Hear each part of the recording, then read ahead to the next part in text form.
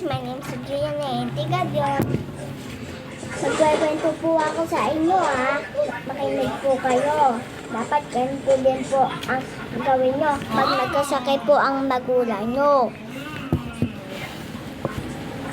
Pero yung mali po, wag nyo po gagawin. Ito po ang alamat ng Pinya. Si Pinang ay anak ni Aling Rosa.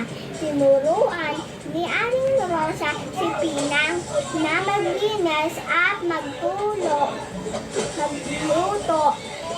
Pero mas gusto ni Pinang sa paglaro.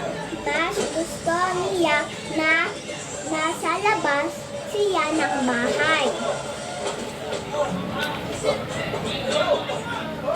Isang araw, nagkasakit